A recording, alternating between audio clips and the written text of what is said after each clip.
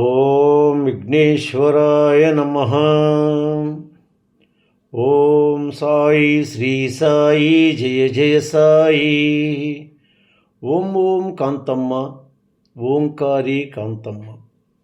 అమ్మ కాంతమ్మ తల్లి గురించి అద్భుతమైన విషయాలను తెలుసుకోబోతున్నాము.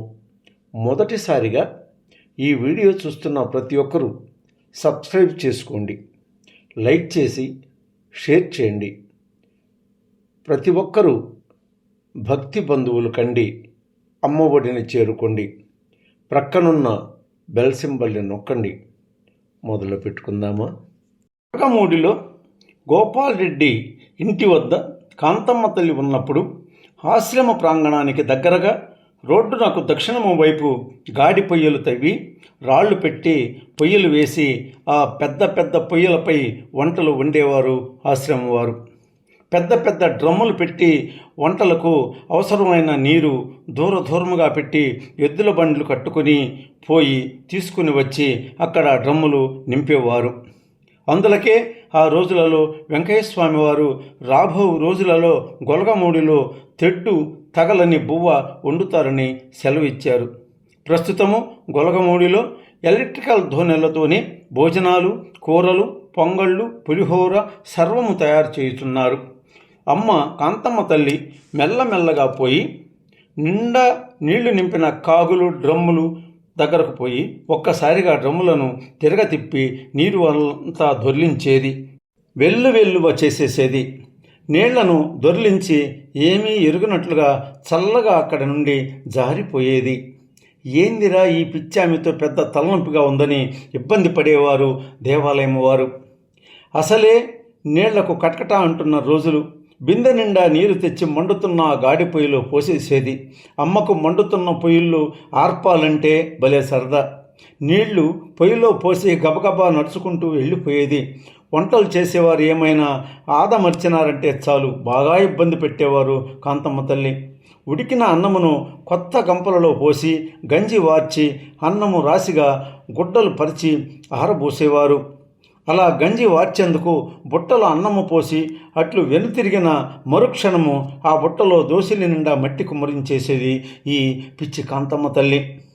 అమ్మ చిన్నపిల్లలు చేసినట్లుగా ఇలా చేస్తూ ఉన్న తన చేష్టలకు ఆశ్రమం వారు, స్వామి సేవకులు, వంటవారు భయపడిపోయేవారు. ఏ సందులో అమ్మవారు వస్తుందోనని హడలిపోయేవారు. కానీ ఇలా చేయాలని అమ్మ తలంపు కాదు.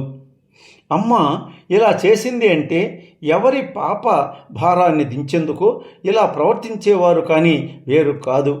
అంతా లోక కళ్యాణార్థమే కదా. గొప్ప గొప్ప మహానుభావులు పుట్టిన పురటి గడ్డపై అమ్మ కాంతమ్మ తల్లి ఎన్నో చిత్రాతి చిత్రములు తాను చేసేది. అంతు చిక్కని వింత పోకడ. అట్లా ప్రవర్తించిన తల్లి తాను ఎందుకు అలా ప్రవర్తించేవారో ఎవరికి కూడా అర్థమయ్యేది కాదు. అలా కాంతమ్మ తల్లి ఈ సింహపురి సీమనందు ఎన్నో చిత్రాతి చిత్రములను చూపించి తన భక్తుల కొంగు బంగారమై పొదలకూరు మండలము డేగపూడి గ్రామం నందు వరికూటి రమణారెడ్డి గారు ఏర్పరిచిన ఓంకార ఆశ్రమం నందు పూజలు అందుకుంటున్నారు. ఈరోజు భక్తులకు కొంగు బంగారమై విరాజిల్లుతున్నారు. అమ్మ కాంతమ్మ తల్లి చాటుకుపోయిన తరువాత ఎంతోమంది భక్తుల జీవితాలను కాంతమ్మ తల్లి తన విచిత్రమైన చేష్టలతో వెలుగులు చేస్తున్నారు. అమ్మ దగ్గరకు వచ్చు భక్తులు మన జిల్లావాసులే కాక ఆంధ్రావని నుండి సుదూర తీరాల నుండి తాకుతూ భక్తులు తరలి వచ్చు డేగపూడి కాంతమ్మ తల్లి దీవెనలు పొందుతున్నారు. దత్త సంప్రదాయాలకు అవధూతలకు ఆలవాలము మహారాష్ట్ర దేశము. అలాగే మన ఆంధ్ర రాష్ట్రము కూడా ఎందరో సిద్ధులు, యోగులకు కూడా నిలయమై ముందు తరాల వారికి మార్గమై నడుచుచూ ఉన్నది.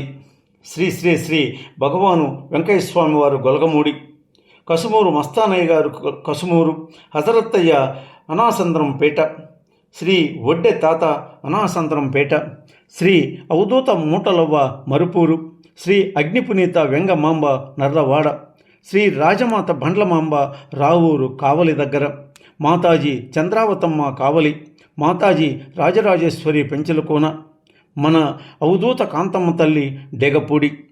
ఇలా ఎందరో మహానుభావులు అవతార శిఖామణులు ప్రజ్వరిల్లిన పుణ్యభూమి మన ఆంధ్రప్రదేశ్ రాష్ట్రము. అందులో మన నెల్లూరు జిల్లాలో కూడా పైన ఉదహరించిన ఎందరో జన్మించిన పుణ్యభూమి సింహపురి. ఎందరో పుణ్యమూర్తులకు దైవాంశ స్వరూపులకు పురుడు పోసిన పుణ్యభూమి మన నెల్లూరు. అందుకే దీనిని మినీ మహారాష్ట్రముగా భావించారు, పెద్దలు గౌరవించారు. ఈ పవిత్ర సింహపురి గడ్డపై బారాషాహి దర్గా ఒక ఉదాహరణ. ఇండియాలోని ఏ ప్రాంతమున లేని ఎనలేని అంతుపట్టని రొట్టెల పండుగ మన సింహపురి ప్రజానీకానికి ఆలవాలమైనది సింహపురి గడ్డపై జరగడము. ఈ రొట్టెల పండుగ అనేది మనము మన కనులారా చూస్తూనే ఉన్నాము. ప్రతి సంవత్సరము కూడా లక్షలాది జనులు భక్తులు ఇక్కడకు వచ్చి వారి వారి కోరికలను నెరవేర్చే అద్భుతమైన ఈ పండుగకు దేశముల నుండి కూడా సైతము భక్తులు కోకలులుగా రావడము, ఆ మహత్తర పండుగలో పాల్గొనడము ఒక గొప్ప విశేషము. ఈ పండుగ ఇండియాలోనే మరి ఎక్కడా లేదు. అంటే ఎంత పుణ్యమునకు మన నెల్లూరు వాసులు నోచుకొని ఉండారు అనేది ఆలోచించాల్సిన విషయము. అలా అవధూతల నిలయమైన నెల్లూరు జిల్లా ఇండియాలోని ప్రథమ స్థానానికి చోటు సంపాదించినది. కాలక్రమంలో డేగపూడిలో వెలిసిన ఓంకారాశ్రమము మెల్లగా అభివృద్ధి మార్గంలో ముందుకు సాగుతుంది. అమ్మ కాంతమ్మ తల్లి భక్తులకు అది దివ్యక్షేత్రం. దూర ప్రాంతాల నుంచి భక్తులు వ్యాధిగ్రస్తులు అమ్మ దర్శనార్థం రాసాగారు. కాంతమ్మ తల్లి డేగపూడి నందు 1999న చాటుకు పోతానని చెప్పటము, నిమిషం తేడా లేకుండా తాను సమాధి సోపానమును అలంకరించి కూడా భక్తుల బాగోగులను చూస్తున్నారు. షిరిడి సాయిబాబా గారు చెప్పారు, భక్తులకు నేను సమాధి నుండియే మాట్లాడతాను, సమాధి సోపానమును దర్శించిన వారికి చిరకాల బాధలు తొలగిస్తాను, నా భక్తులను నేను పస్తులుండనివ్వునని చెప్పినట్లుగా అమ్మ కూడా అలానే ఈరోజు సమాధి నుండి భక్తులను పరవశింపచేయుచున్నారు.